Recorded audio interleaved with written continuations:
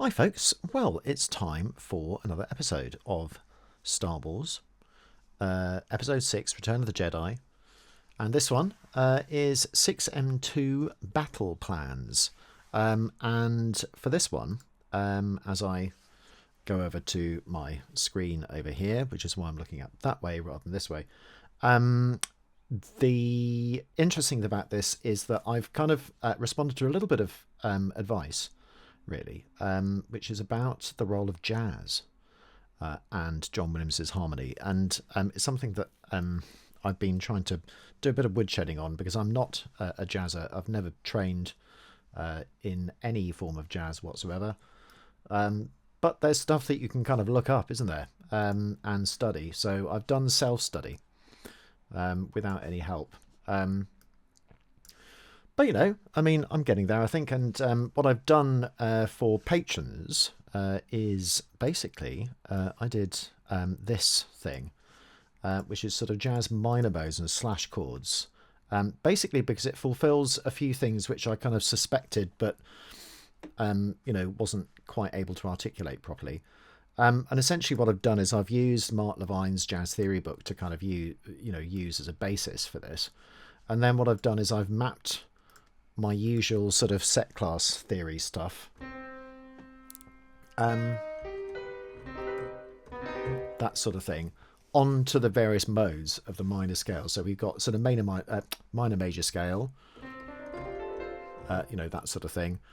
Dorian flat 2, Lydian augmented, Lydian dominant, mixer Lydian flat 6. Then we've got Locrian sharp 2, and then the altered scale. Basically, some people call it altered dominant scale. And I've kind of just matched, you know, try to map it so, you know, what it sounds a bit like a major scale but with a flat 3, so with a minor third. Harmonic minor scale but with a flat 2, a sharp 6 and a flat 7. Major scale with a sharp 4 and a sharp 5. I'm kind of, these are my ways of remembering them, not necessarily the most helpful ways for everybody. But I've also then subbed the usual sort of jazz chords of what each of them kind of correspond to. So a minor with a major 7th chord is a very common thing. Set 419. It's all over the place in Star Wars. Again, another set 419. Unsurprisingly, with a sus4 flat 9, this one is called, which is this sort of Dorian flat 2 type of idea. This one, a major 7 with a sharp 5. That sort of flavour, and again, that's all over Star Wars. We've also got slash chords, so E over C, which is a lot of them actually refers to this particular cue. So this is a major 7 with a sharp 5, so basically sort of Lydian augmented chord. Then we've got sort of 7 sharp 11. That sort of idea. And I've put them all in C major, or C rather, not C major, but just starting on C, just so you can see how the flavour of the notes sort of change. And then we've got more 419s in terms of things. Of course it is. It's got the same sort of, you know, none of the notes have changed. It's just the position of the scale has changed. So this one, which is a rare form, I think, in Mark Levine's book, Aeolian dominant or mixer Lydian flat 6, just because it's part of another sort of minor with a major 7th type chord, so it's kind of very, very similar to what we've had before. The next thing is Locrian sharp 2, which functions as this sort of half dim type thing.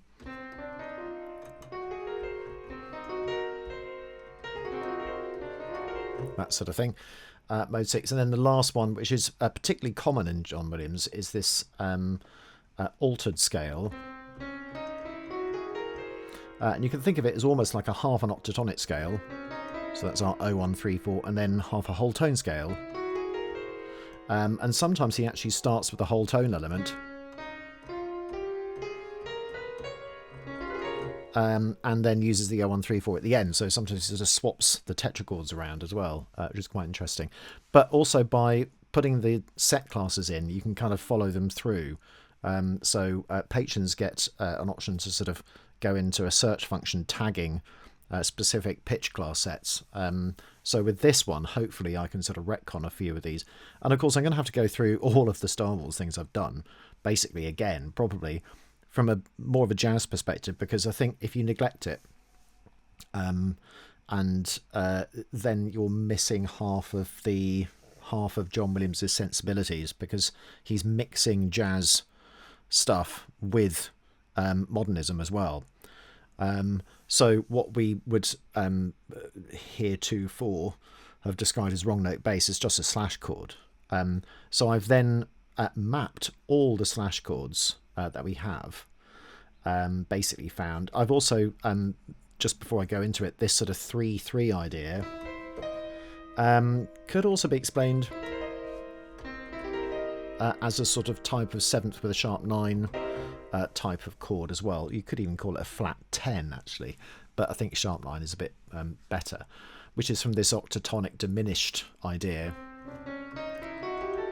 So you got your major third, which is still there, so that's really that rather than a sort of flat 10. And of course that is a flat 9 rather than a sort of sharp 8. It wouldn't make any sense in terms of extension. So a lot of those sort of crunchy voicings that we hear are sort of inherent in this sort of octatonic thing.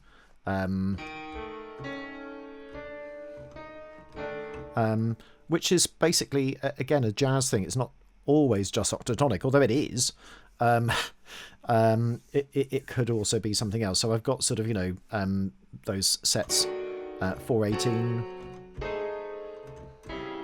those sorts of things. We hear them all the time in Williams as well. So those sort of crunchy chords can be mapped to sort of jazz theories as much as they can to sort of classical theory. And then, of course, we've got the sort of famous alpha chord and double diminished chord as well. And then we're going on to slash chords. So slash chords in major. We've got these ones here. And essentially, you know, ones which are a semitone away from the keynote. And sort of what goes with it.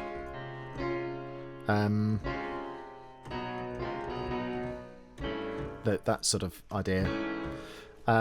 So Phrygian or Locrian scales can sort of be used with those.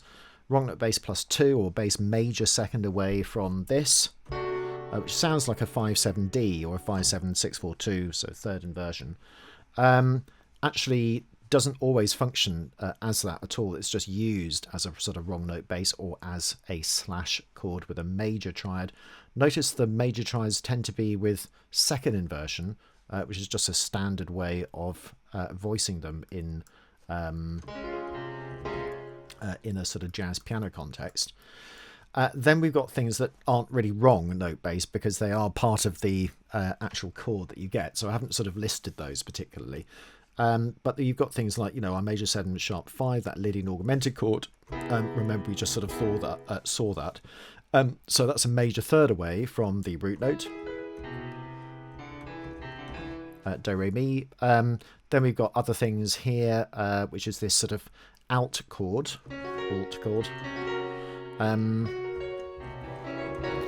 is part of an octatonic or even part of an altered scale as well because of the that sort of 0134. So that's our wrong note bass with a +6, or basically like a sort of tritone type thing, or even a major chord with a sharp 4 as well. All of those work. And that's why the altered scale works as well as the octatonic scale, starting tone, semitone, tone, semitone, instead of semitone, semitone, semitone, tone, semitone, tone. So then we got wrong note bass +7, which is just really a chord with an added fourth in it. We've then got other things here, wrong note bass +9, which is a major sixths away. Which is our major minor chord there, and again it's with an octatonic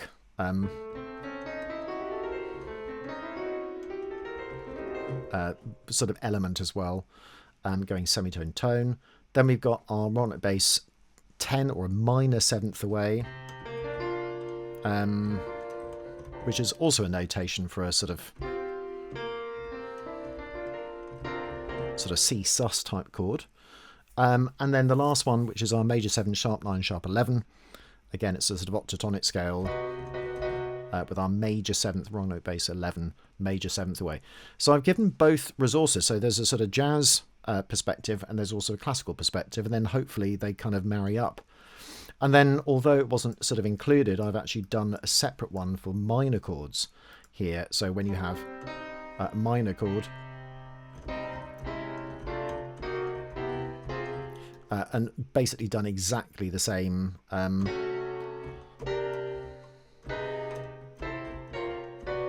all the way through. I've sometimes changed the sort of voicing over there as well.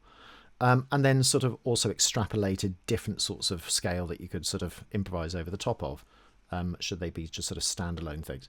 So hopefully that's sort of helpful for patrons, basically. This is what I've done it for, and then I've put together sort of, you know, very, very small amount of little basic progressions that we sort of see all the time. So with that perspective, I think it's then important to look at all our future videos really from the perspective of both a jazz influence and a classical one, and see whether they both kind of fit together. So this is what we got. We got 6M2 battle plans. A lot of this is essentially, I'll put it right at the end here, an exploration of slash chords beneath major triads. That is the whole cue. And there's no special scale or mode or anything like that that it adheres to. They're literally just standalone chords with slash bass lines, and they all make absolute perfect sense. It starts off unusually, actually, with all minor triads descending, sort of block chordal harmony with root positions. All of the treble stuff is just they're just scale chord tones. But then we start off with our sort of wrong note bass slash stuff. So we've got here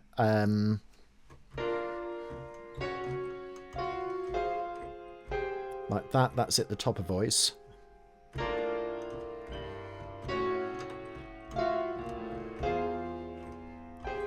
So all of these slash chords or wrong note bass chords. So the first one, B flat with an A in the bass. And what I've done is I've kind of then extrapolated all of the things here. So wrong note bass plus 1 with this here. So I've done a slash chord minor second away, usually with a Phrygian or Locrian, sometimes part of a dominant type of progression in jazz resolving to an E.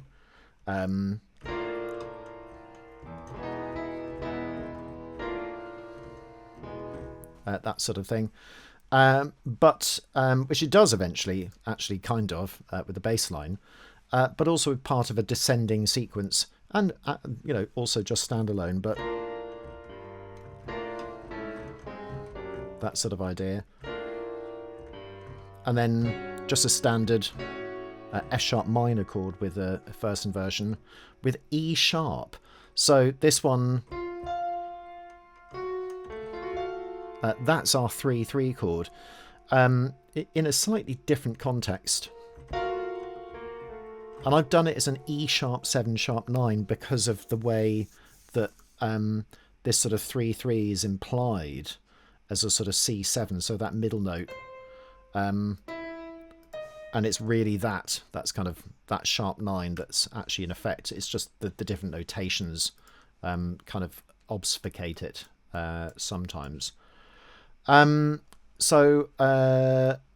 Yes, and in a sense there's a little bit of a sort of semitonal descent, and it's almost like a sort of a modulation, really, an enharmonic modulation, which goes into sort of F minor with an E in the bass, and then A flat major 7 with a sharp 5.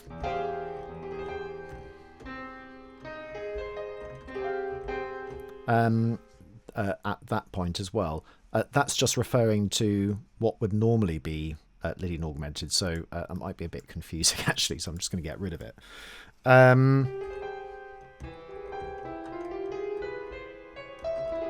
That sort of idea. And, you know, again, if you're worried about it, you could sort of just use that and then just transpose them. So in this particular case, if we're on E, we're just going up a major third. Let's get rid of that. Let's hope that that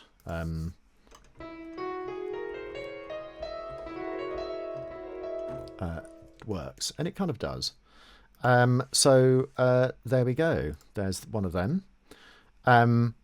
Basically, because it's sort of G sharp major 7, that's why the major third over E. That sort of idea. That's why I've called it Lydian augmented, even though it's notated as an A flat rather than a G sharp. I've then listed what that is. So one note bass +1, another slash chord a minor second away.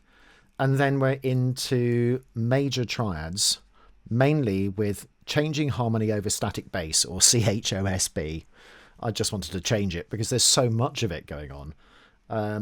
So there's a bit of a tertial shift, I guess, from an F type thing to an A flat type thing. This time we've got all of these sort of things above our A flat bass.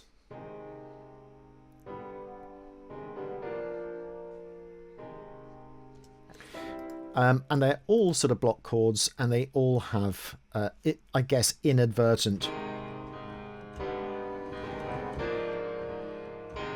that sort of march-like sort of Rebels type of thing, this sort of new Rebels theme, which I haven't even gone into Frank's catalogue for this one. I'm sure it's listed as something, and I will sort of update, the page before I compile the editing of the video. But this is where we got all our wrong note bass stuff, all our slash chords, in other words, our jazz slash chords. It's just that jazz is in a different context. There's no swing rhythm. It's all part of John's ingrained sensibilities. And a lot of them tend to be these sort of major seconds away. So this is this wrong note bass +2 or slash chord major second away, usually a Lydian type of function, that sort of idea, but not always. And it's just interesting to think about how he changes things around slightly. So essentially a lot of these are those sort of wrong note bass +2 type chords, or let's call them slash major second chords. There we go. And occasionally they're slightly different. So that one's a +10. That one is our Lydian augmented chord. So I haven't done all of them. I've only done them when they sort of significantly change. So this one, are sort of substitute almost for a 1 chord, major 7, sharp 9, sharp 11.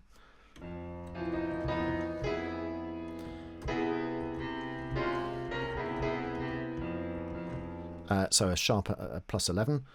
And then suddenly another E with D in the bass. Interestingly enough, so we're expecting that to possibly go to A, but really it's kind of a tritone sub, kind of, well, not quite a tritone, so it's a dominant substitution which goes to there. So that sort of E with D in the bass, but that sort of chromatic shift is what I meant by tritone, so it's not quite. But there's also an element that you could have that also going into D flat as well. But what's interesting here is, although this is sort of used as a Lydian thing, he's also extrapolated a major harmonic scale. So by which I mean that sort of idea. But it starts on D. So it's like a Dorian flat 5. Like that. And the reason is that he's using a minor mode over that. So it's a major chord, but he's using a minor mode into D flat, which I think is a really beautiful way of doing it. And again, it's just a flavouring really as much as anything else. And kind of using the notes of this sort of Lydian idea. This sort of idea. And by the way, the reason I've called it that is because, again, that's what was in Mark Levine's book. But it's just as well to check all of these things. So in fact, he's using the bottom note as, as a thing. But it doesn't have to be that. You could do anything, really. It's just, you could do... That could also just as much be part of that as anything else. So it's just that I think he's using that as a D Lydian, but I don't think John Williams is I don't know why I'm calling him John. Weird. Sorry, Mr. Williams. In other words, he's using that as a basis that you could sort of do anything really over the top of it, as long as the notes coincide with it, of course. And these ones do, just for added flavour, because you've got that interesting sort of G and A flat area, G sharp as an N harmonic of A flat, and then using that A flat as a sort of almost dominant into D flat. It's really clever. And then we're in D flat major with a similar changing harmony over static bass, and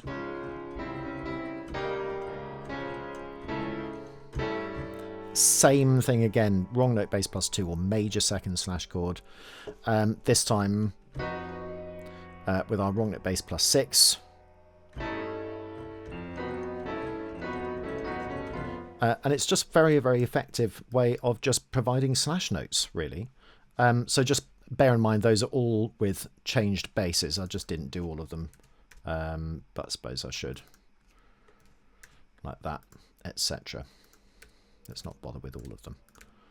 Just write etc. because it's just the same thing. Yeah. So then we're into a descending bass into another wrong note bass +2 or major second above the root. And again, not used as a sort of dominant. So another wrong note bass +2 or major second / chord as well, even more with those slash chords. And again, all of those are +2s or major seconds. Standard / chord 5 cadence into D flat from G flat, even if unintentional. The reason I say is because there's an edit there. And all of this is just a repeat of the material from bars 18 to 27. So there sadly are, numerous sort of edits in this particular one. So we'll pick it up from where it would have gone, which is straight into Luke's theme at this point. So we've got our wrong note bass +2 or major second below the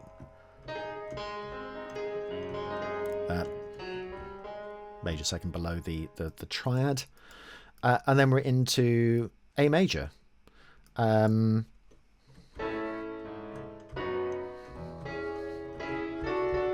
With just major triads, or in fact diatonic triads, amongst that sort of thing. But then we're into an interesting thing, and really it doesn't really feel like an F. It really feels as an A minor with an added 6 at this point. And it's that B, actually, in the harp that gives it that flavour, because otherwise the B would be an F, would be a B flat if in F major. So, and it definitely doesn't feel Lydian at that point. It's definitely more of an Aeolian texture. That sort of idea. And then we're into these sorts of quartal type, sort of quintal type chords, but essentially just Aeolian. And sometimes he's using the harmonic minor scale, but then a sort of a flat 7 with it, but really it's Aeolian mode.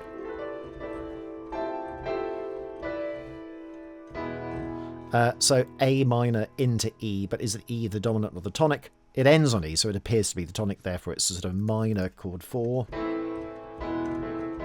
into E. And again, just doing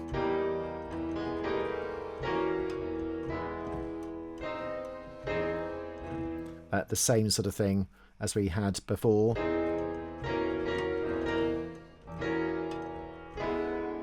With our wrong note bass plus 2. Brilliant cue. I mean, it's a wonderful cue. It's very, very memorable. I think it's in the Star Wars Galaxy of Heroes soundtrack as well. So if you play the mobile game, it's in that. But it's a really lovely cue. I think it's just, a really good sort of explication of John Williams' sort of jazz sensibility, but in a classical context, in a tonal context. And it's not octatonic, it's not, hexatonic, it's none of that at all. It's just slash chords or wrong note bass, depending on how you would like to see it. You can see it in both ways. To a jazzer, it makes much more sense probably to just call them slash chords. And actually, to me now, it makes more sense to call them that as well, because you can't sort of really dismarry the two or divorce the two from each other. Wrong note bass and slash chords are essentially completely interchangeable. And the way he tends to use them are either in sequence, these slash chords, or as part of a thing, as part of a progression, in this case, part of a progression, part of a melody that is harmonized with all wrong note basses. I mean, all of this material is exactly that. Always ends back to the tonic. Stability. Tension. Tension, but kind of in a relaxation context.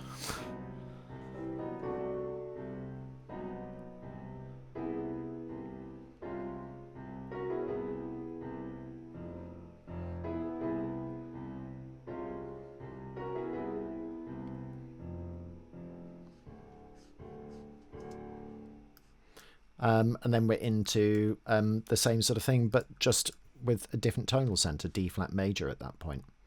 So it's a slightly shorter one today, but sorry it's taken so long for me to do. I've got all sorts of things going on in my life right now, but I won't be talking about that at the moment.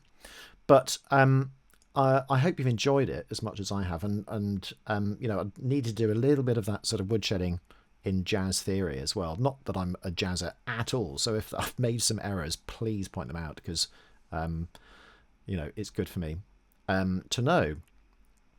But hopefully having both concepts now is kind of bringing everything together and making a lot more sense. There are times where it really is hexatonic and octatonic and Hungarian minor and things like that, but a lot of the tonal stuff is kind of using standard jazz progressions, but in a different context, which is what makes it really intriguing. And really we then place it in, more of a sort of Gershwin orientation, or Ravel, or, that sort of thing. People who sort of assimilated jazz very much into their sensibilities, maybe Leonard Bernstein, Copeland, that sort of thing as well. So anyway, hope you enjoyed it, and I will be back with more of the same next time around, and see you very, very soon indeed. Bye for now.